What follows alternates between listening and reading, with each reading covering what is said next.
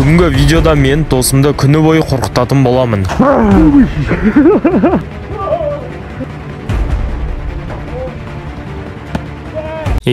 Күні бойы қанын шыттық қой. Сіздерден бір ғана өтініш, егер каналға жазылмаған болсаңыздар, міндетті түрде жазылып, осы видеоға лайк басып кетіңіздер. Ал біз бастаймыз.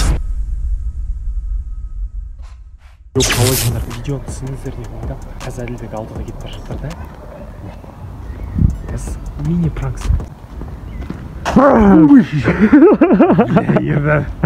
Че там, истеватсың? Социальный эксперимент дейма, сондай бір нәрсе болды, короче.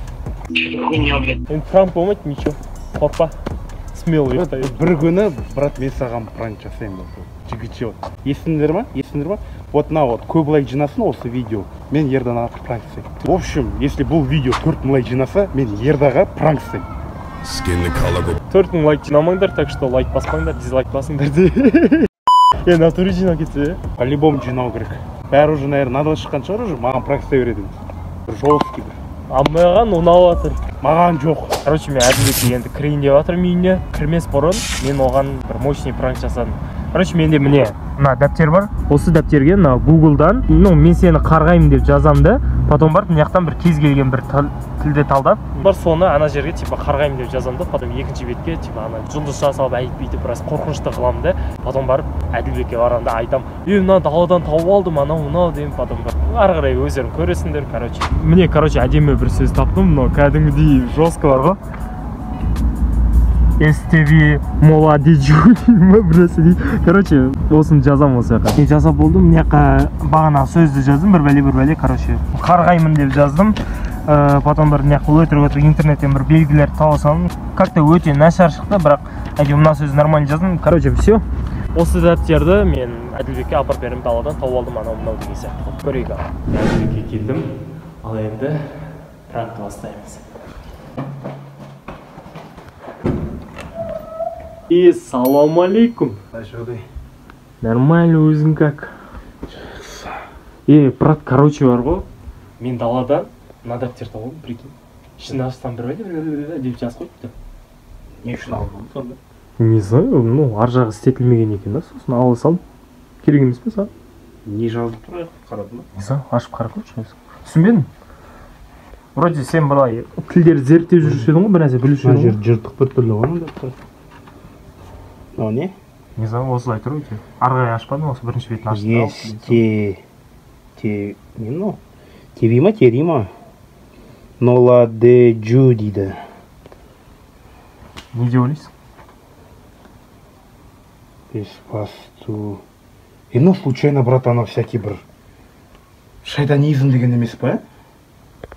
Білмеймін. Давай переводқа салып аударып көрші. Аударайын ба? Иә. Давай, көрейік. Не шықты, не деп жатыр? Қарайын. Фото переводқа ма нәрсе салсасын? Так. Мен сені қарғаймын. Мынау, брат, мынау проклятие бір нәрсе ғой бұл. Қойшы? Не алып келдің сен? Бұндай зат баршы тесіге болмайды ғой. Тану. Мен нормально отырсын, брат, сен аш, еще мен аштым бұны. Бұны сразу өртеу керек еп артынан. Бар газын деп, спичка бару керек бізде.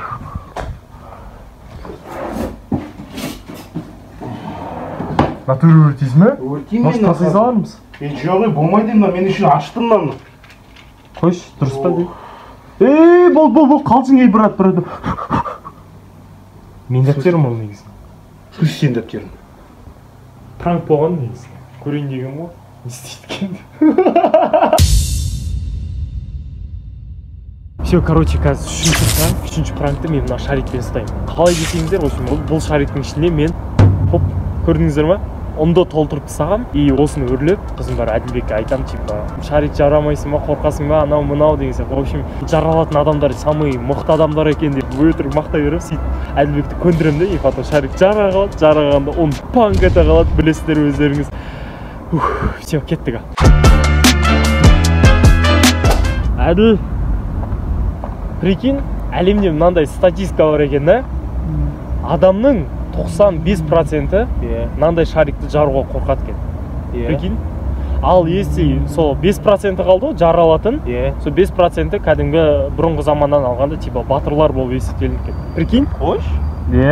Давай мен жарайын ба? Сол мен сенен сұрайын дегенім, жараласың ба точно? Спокойно ғой, брат, ты че? Точно ма? Спокойно, брат. Еш қиындықсыз. Вообще. Давай көрейік ал, мә. Міне, таяқ. И, давай. Бәр, екі-үш. Ой, не мынау? Так, бәр, екі-үш.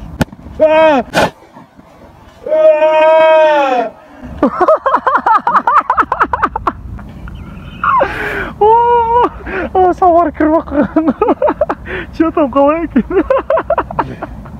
Батыр, че там? Батыр болып кеттің бе не?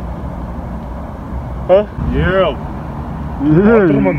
Да ну нахуй, не болды, бауырым. Енді ең соңғы пранк прям жестко болады бар ғой. Қалай болады десеңіздер, менде мынадай бас бар. Иә, бұл басты негізінде көбілеріңіз білесіздер деген ойдам. Короче, қазір уже кеш батты. Уже ұйықтап жатыр. Сол ұйықтап жатқанда, недавно ұйықтады да негізінде. Ұйықтап жатқанда мен осы басты аламын да, жастықтың жанына просто жатқызып қоямын. Потом барып, Әділбекті аккуратно оятамын да, маған қарай типа мен айтамын, ар жағында не жатыр? Кім сенің жанында жатыр? Қандай қызды әкелгенсің деп айтамын да. Потом түсінде ашып қарап қалғанда мынандай түрді көреді. Айтып жеткізе алмаймын бар ғой, қалай болатын. Короче, өздеріңіз көретін боласыз.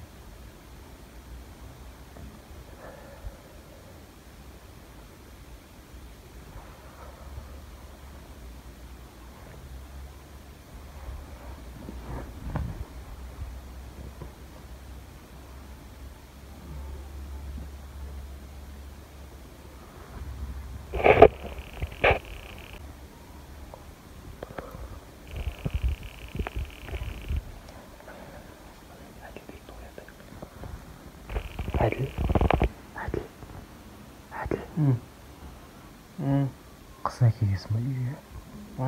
Үйге қыз алып келгесін ба? Қандай қыз? Білмеймін, ар жағында қыз жатыр ғой.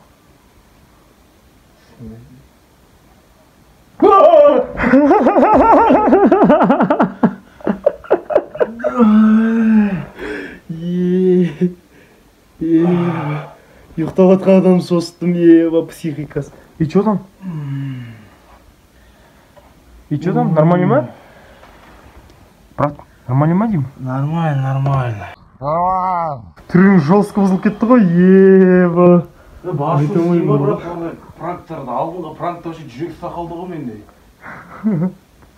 На жестко болды бар ғой. Все, короче, осы жермен тоқтатайық бәрін. Короче, сіздермен болған мен Ерда, және де бізде Әділбек, және де мына жақта Кока!